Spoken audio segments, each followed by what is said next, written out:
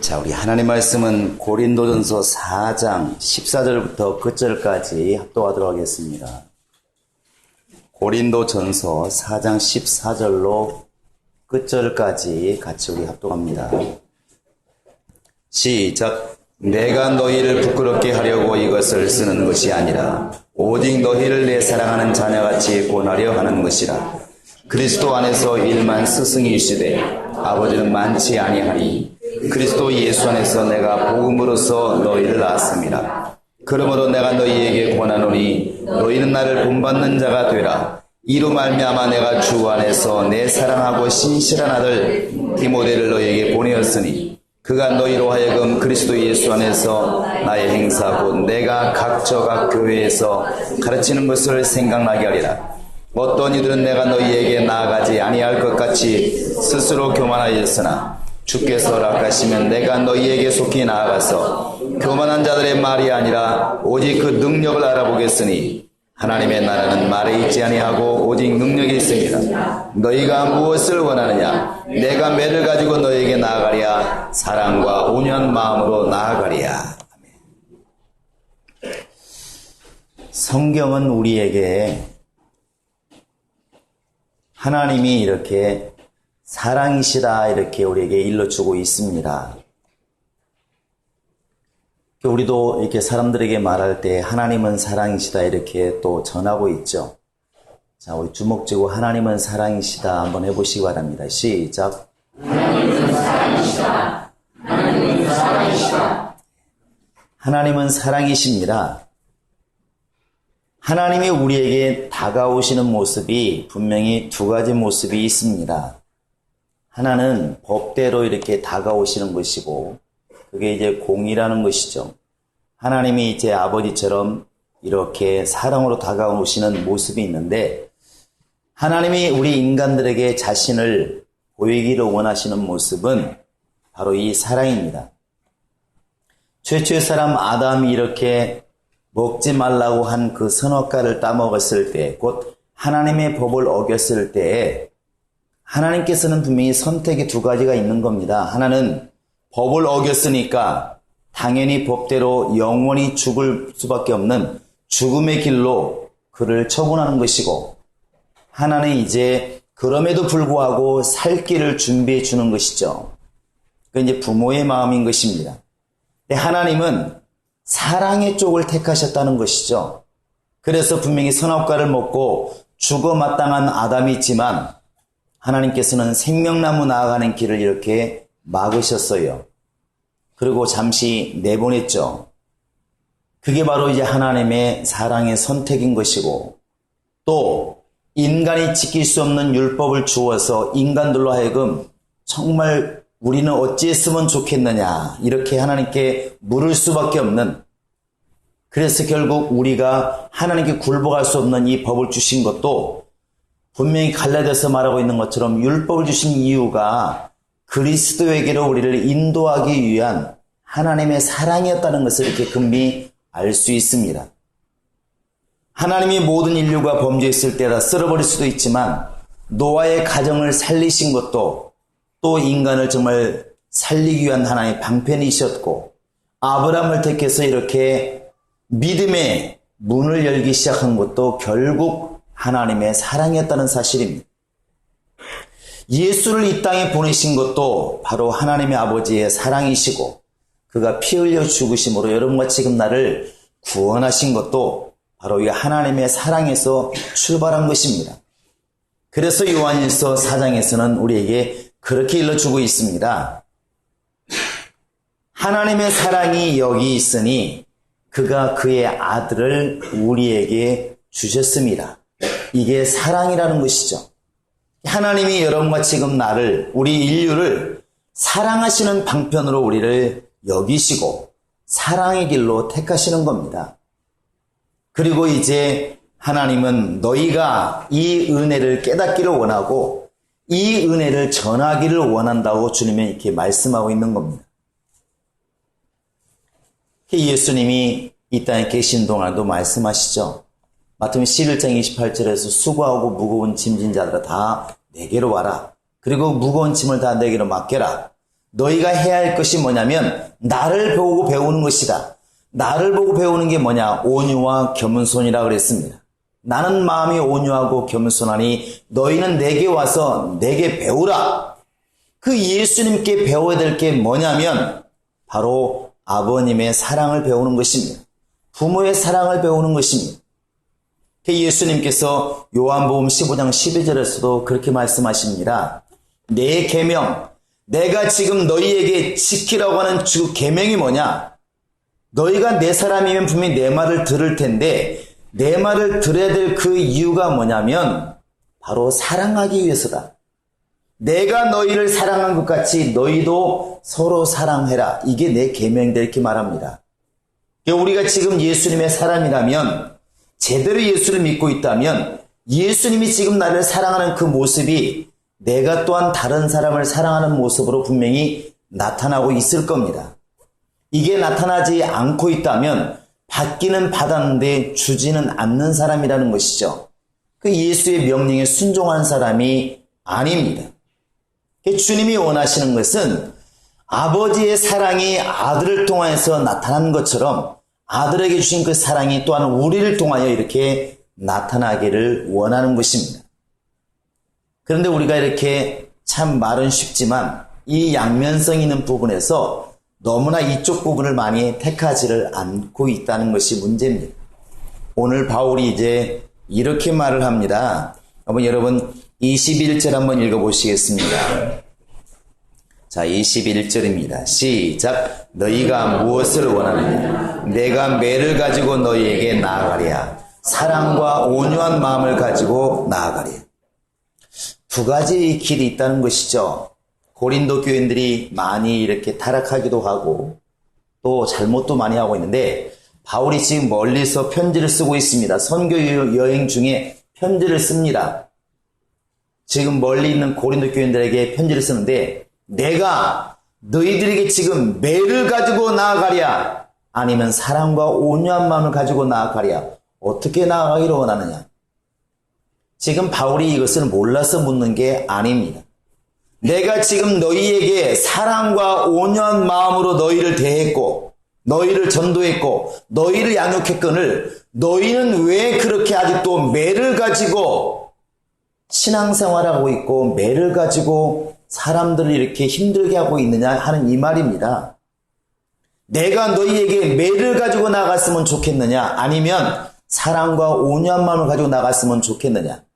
하나님 분명히 이쪽을 택하셨는데 사랑과 온유한 마음을 우리를 통하여 택하셨는데 왜 우리는 예수를 제대로 믿는다 하면서도 아직도 매를 가지고 일하는 사람이 되어 있을까 하는 것이죠.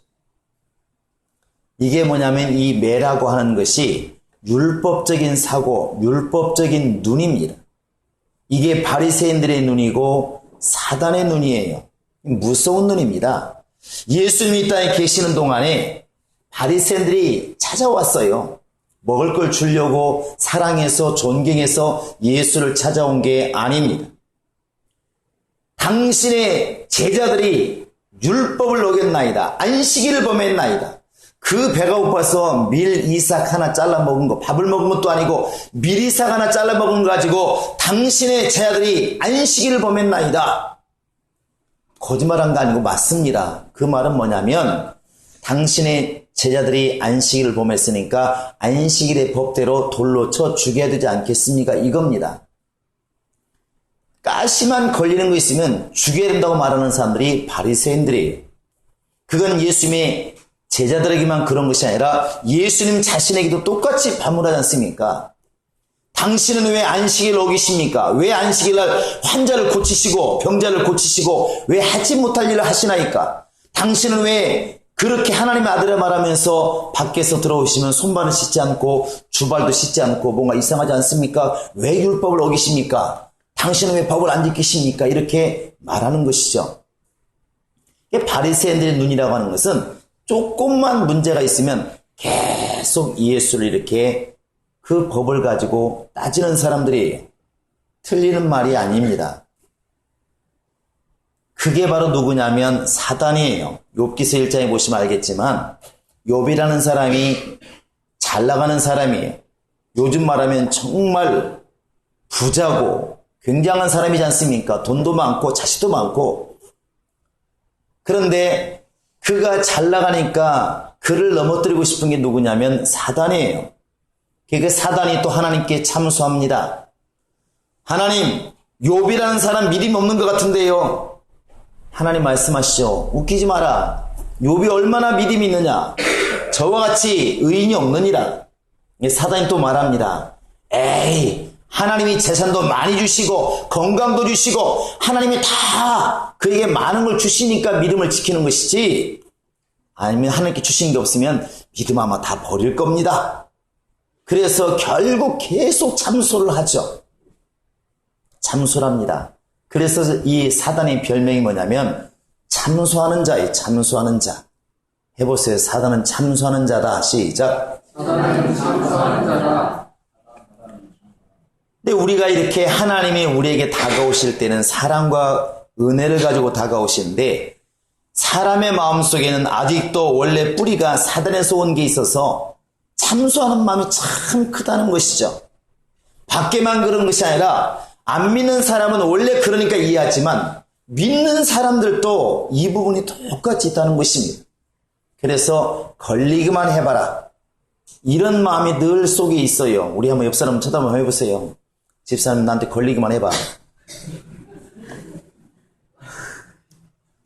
이게 뭐냐면 매를 가지고 나아가는 겁니다.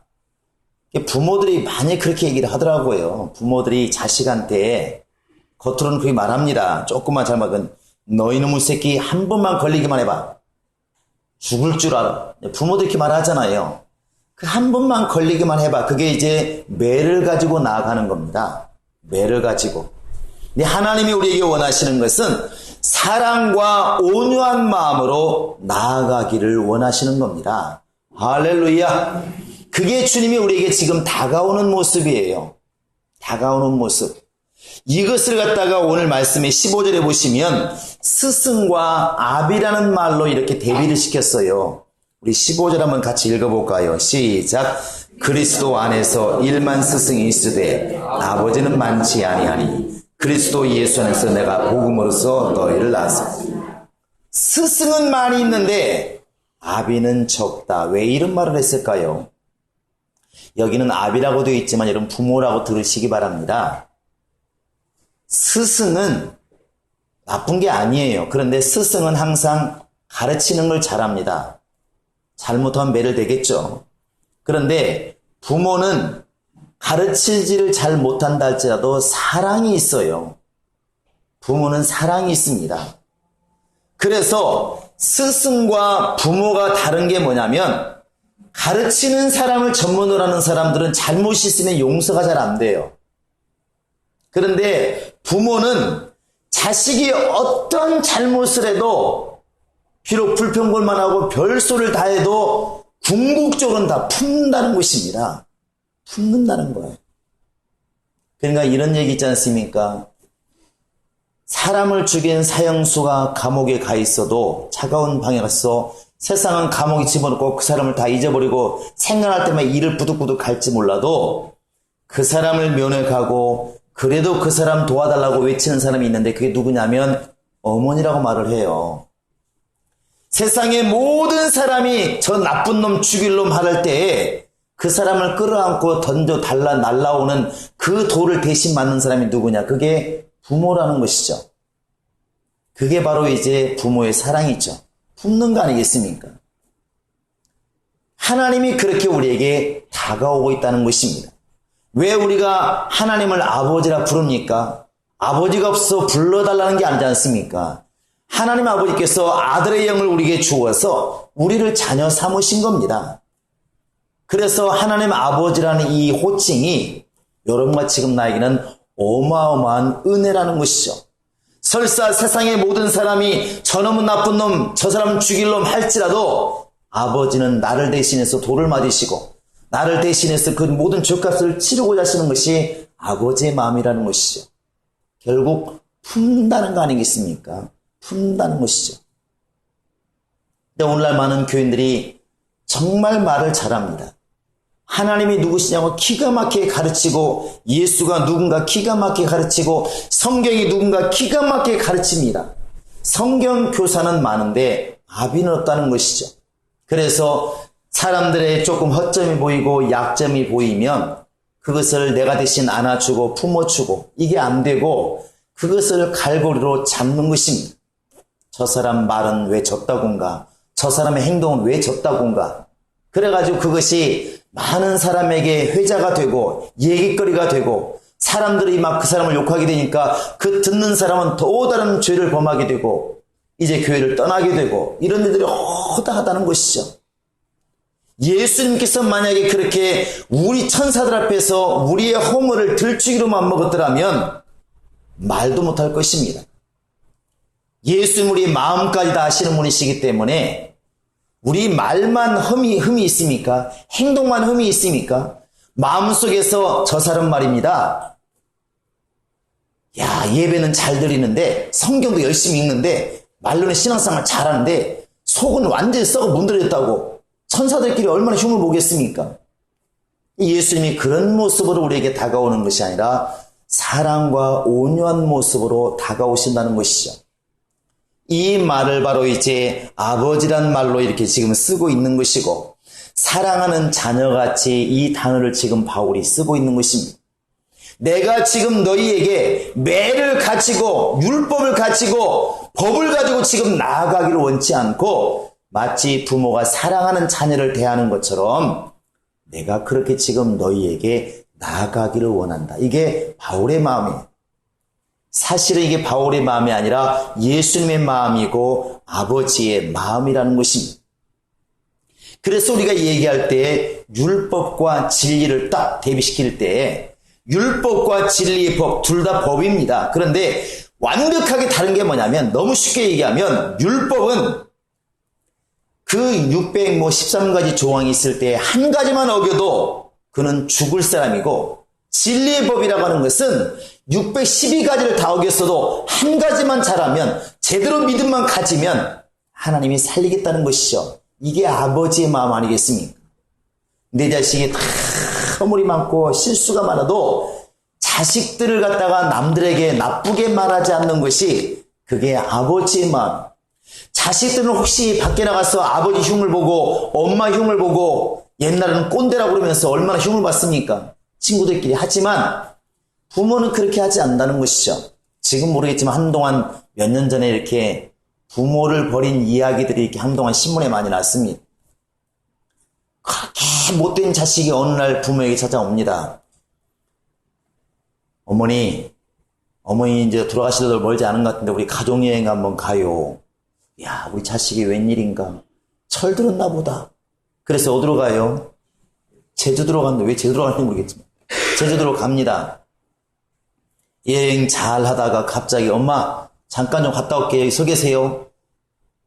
1시간 지나도 2시간 지나도 3시간 지나도 안 오는 거죠. 안 오는 겁니다. 나중에 이제 집을 못 찾아가니까 그건 집도 아니고 당연히 방황하죠. 해가 넘어가도 갈 곳이 없으니까 사람들이 신고해서 이제 경찰서 간다고 하지 않습니까? 경찰에 묻습니다. 집이 어디입니까? 기억이 안 나요. 누구랑 같이 왔나요? 모르겠어요. 몰라서 모르는 게 아니라 자식이 버리고 갔다고 말을 하면 자식의 앞날이 누가 될까? 자식이 욕먹일까? 부모는 마지막까지 입을 다문다는 것이죠. 차라리 내가 썩고 말지, 내가 죽고 말지, 내가 어렵고 말지, 자식을 갖다가 맞고 싶은 것이, 맞고 싶지 않은 것이 부모의 마음이라는 것이죠. 사실 그게 하나님 마음이잖아요. 그게 주님 마음이고. 그래서 예수님이 행하신 것을 보면 바리새인들은 틈만 나면 계속 꼰질르고 계속 와가지고 죄를 어겼다고 따지지만 예수님은 오히려 요한 8장에서도 현장에서 붙잡힌 여인이 왔을 때에도 사람들은 그를 죽이라 말하지만 예수님 말합니다. 나는 너를 정죄하지 않는다. 내가 온 것은 그렇게 사람들 죄를 들춰내서 잘못을 들춰내서 죽이려고 온 게 아니라 오히려 그러한 죄인들을 불러서 회개시키러 왔다. 나는 죄를 담당하러 왔다. 마태복음 20장 28절에서 나는 많은 사람들의 대속물로, 쉽게 말하면 다른 많은 사람이 죄를 지은 것을 대신 짊어져 죽으려고 나는 이곳에 왔다, 이렇게 말합니다. 그게 바로 이제 아버지의 마음이고 자녀를 사랑하는 부모의 마음이라는 것이죠. 주님이 지금 담기를 원하는 것이, 우리 마음속에 있기를 원하시는 것이 이 아버지의 마음, 부모의 마음이라는 것입니다. 지금 오늘 이 말씀을 통해 책망하는 게 뭐겠습니까? 많은 사람, 일만 스승이 있다는 것입니다. 말이 일만이지 모든 사람이 스승되기를 원한다는 것이죠. 가르치는 것은 너무 잘하는데 품는 것을 너무 안 한다는 것입니다. 부모의 마음이 너무 없다는 것이죠. 왜 우리가 남의 허물과 남의 단점과 남의 잘못이 왜 이렇게 넘어가지 못하고 속에서만 부글부글 끓을까 하는 거 보면 결국에는 사랑이 아직도 부족하다는 것입니다. 여러분, 상품이 없지만 하나만 질문해 볼까요? 예수님께 가장 사랑받은 자녀가, 사랑받은 사람 한 사람 꼽으라면 누구를 꼽으시겠습니까? 역시 상품이 없으면 답을 안 합니다. 아마 상품이 있으면 제일 먼저 손을 들었을 텐데. 여러분, 예수님이 사랑한 사람 중에 모두가 사랑했지만 제일 예수께 사랑받은 사람이 누구겠어요? 나라고 말하면 대단한 사람이고, 당연하죠. 내가 주님께 사랑받은 사람이니까. 그런데 성경적으로 보면 베드로가 참 많이 사랑을 받았어요. 그렇게 눈앞에서 나는 저 사람 모릅니다, 맹세코 모릅니다, 이렇게 3번씩이나 부인했어도 그래도 또 받아주고, 예수님 부활한 그 순간에 그걸 또 못 참아가지고 고기 잡으러 간 게 누구냐면 베드로예요. 그럼에도 불구하고 예수님을 품어주십니다. 참 사랑받은 그게 바로 베드로인데, 그 베드로가 여러분과 지금 나에게 하고 싶은 말이 있어요. 많은 기독교인들에게 정말 해주고 싶은 말이 뭐냐면 바로 이겁니다. 우리 한번 베드로전서 4장을 보시기 바랍니다. 베드로전서 4장 8절입니다. 여러 가지 말을 했지만 그 많은 말보다도 이 말을 기억하라는 것이죠. 베드로전서 4장 8절입니다. 시작. 무엇보다도 뜨겁게 서로 사랑할지니 사랑은 허다한 죄를 덮느니라. 여러분은 이 두 가지 잘 보시면 허다한 죄를 덮는 게 뭐라고 되어 있나요? 사랑이라고 되어 있어요. 사랑이라고. 왜 저 사람의 죄가, 저 사람의 잘못이, 저 사람의 약점이 왜 그렇게 내게서 그게 흠이 되고 험담이 되고 왜 이렇게 화가 나냐면 아직 그 사람의 죄를 덮어줄 만한 사랑이 내게 부족하다는 거 지금 베드로가 말하고 있는 것입니다. 이것은 부모 입장에서 보면 금방 이해가 됩니다. 세상에 보면 자식 때문에 패가 망신해가지고 재산을 다 잃어버린 사람 많이 있어요. 저도 이제 많이 이렇게 목회하다 보니까 그런 분들 많이 보잖아요. 너무 속 터질 때가 많이 있습니다. 언젠가는 할아버지 할머니가 이렇게 계시는데 젊어서 이렇게 정말로 일을 열심히 해가지고 막 정말 이게 지금 뭐라고 그러죠? 쓰레기 모아놓은 곳을? 아니, 쓰레기 모아놓은 장소가 있잖아요. 왜 그 장사하시는 분들. 보쌈? 고물상. 젊어서 막 열심히 고물상 해가지고 땅을 사고 집을 사고 돈을 벌었어요. 자식들을 잘 키웠습니다. 그러면 대학교 나오고 정말 이렇게 잘 됐으면 사실은 부모에게 나머지는 다 효도를 해야 맞잖아요. 그냥 법으로 보아도. 근데 그 자식이 너무나 못된 거예요. 너무나 못된 거죠. 모든 집사들이 못됐다고 말을 해요. 그래가지고 계속 부모를 협박하는 거예요. 돈 달라고. 그러면 돈을 떼주는 거예요. 이번엔 집을 팔아서 돈을 주고, 다음에는 또 적금 털어서 돈을 주고, 돈을 주고 제가 맡고 있는 2년 사이에 어디까지 갔냐면 살고 있는 집까지 팔게 됐어요. 고물상 땅도 팔고. 이 집사람들 다 그러는 거예요. 주지 말라고. 근데 그분은 이렇게 말하는 거예요. 어떻게 하냐고. 자식인데. 도대체 자식이 뭔지 모르겠지만 자식이 뭔데? 그래도 줘야 되지 않겠냐고. 그러다 범죄하면 어떡하냐고. 나쁜 짓 하면 어떡하냐고. 죽으면 어떡하냐고. 그러니까 자꾸 땅을 팔아주고 돈을 주는 겁니다. 물론 이분들이 배움이 없어서 더 지혜로운 방법이 있었을지는 모르겠지만 나중에는 살던 집까지 다 팔고 딴 데로 가신 거예요. 다 이제 끌끌끌 하시죠. 그런데 중요한 게 뭐냐면 이분들은 자식을 원망하지 않는 거예요. 아이고, 걔가 정신을 차려야 될 텐데. 가장 심하게 하는 말이 그거예요. 아이고, 정신을 차려야 될 텐데. 아이고, 우리 죽기 전에 정신을 차려야 될 텐데. 이거예요. 주변에 그 말을 듣는 우리도 자식 얼굴을 못 봤지만 화가 나는데, 부모는 자기 재산을 다 탕진한 자식을 그래도 자식이라고 남들이 욕하는 게 싫고 내가 욕하는 게 싫은 거예요. 그게 부모인 것 같습니다. 사랑은 허다한 죄를 덮느니라. 우리가 직분 맡았을 때 맡고 있는 영혼들 얼마나 허물이 많고 약점이 많이 보일까. 거꾸로 또 마찬가지입니다. 우리가 밑에서 볼 때 나를 맡고 있는 팀장이나 또 정말 일하는 자나 전도사나 목사나 뭐 장로나 안수자나 얼마나 허물이 많을까. 그러나 그럼에도 불구하고 우리에게 사랑이 있다면, 아버지의 마음이 있고 어머니의 마음이 있다면 분명히 감당할 만한 힘과 용서할 만한 힘이 나올 겁니다. 이것은 하나님이 그렇게 우리에게 베풀어 주지 않는데 그렇게 살라는 게 아니라 이미 성령을 주어서 예수를 주어서 말씀을 주어서 하나님이 그렇게 나를 사랑하셨음을 우리에게 알려주었고 그렇게 살기를 지금 우리에게 원하고 계시는 겁니다.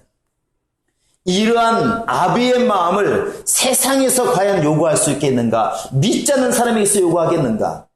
믿음 있고 성령 받고 하나님을 아는 사람들이 행하지 않으면 누가 그렇게 하겠습니까? 여러분과 지금 나만이 할 수 있는 길입니다. 사랑은 허다한 죄를 덮느니라. 말로만 잘 가르치고 말로만 스승이 되는 그걸 지금 주님이 원하시는 것이 아니라 정말 품어주고 아껴주고 용서해주고 끝까지 그 영혼을 사랑해주는 그 부모의 마음, 사랑하는 자녀를 아끼는 것처럼 그런 마음으로 우리가 영혼을 볼 수 있다고 한다면 교회 안에서도 사랑이 넘칠 것이고 교회 밖에 있는 불신자들 그들을 보고 멸망에도 싸다고 지옥 가도 싸다고 아마 이런 마음에 이런 생각은 전혀 들지 않을 겁니다. 끝까지 품어주고 아껴주는 그런 마음이 우리 속에 있지 않을까 하는 것입니다.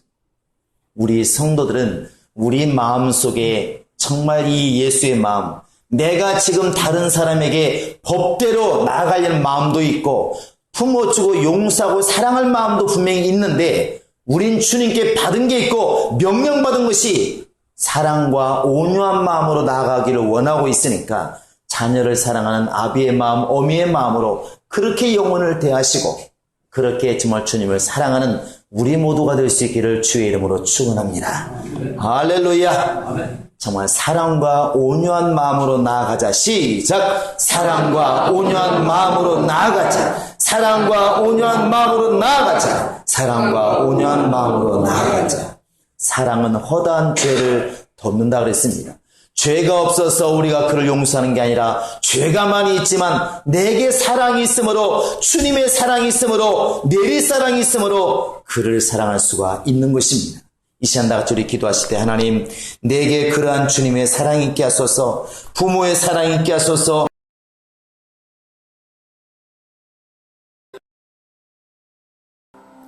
살아계신 하나님 아버지, 믿음으로 주 앞에 헌금을 드린 영혼들을 기억하시고 저들이 10의 1조를 공개하며 주신 바 은혜를 물질로서 감사를 표하며 또 이렇게 주일 예배 나올 때로 빈손 나오지 아니하고 감사한 모든 영혼들을 기억하시고 그들의 손에서 예물을 받으실 때 믿음도 연락받아 주시고 그들의 이름이 하늘에 기록될 때 상급도 하나님이 기록해 주시기를 원합니다. 더 나아가서 이제 물질뿐만 아니라 몸으로 봉사하는 자들에게도 기억해 주시고 복을 주시며 또 마음으로 기도로서 교회를 돕는 많은 자들에게도 하나님께서 한량없는 은혜가 그들의 영혼에 임할 수 있도록 도우시고 인도하여 주시옵소서.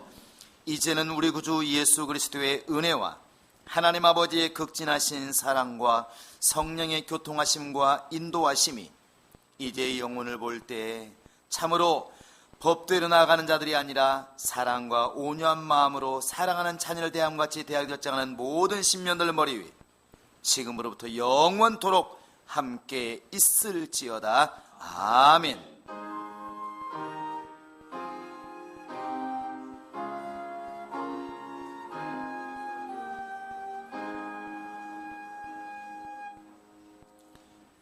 우리 하나님께 모든 영광 돌리겠습니다.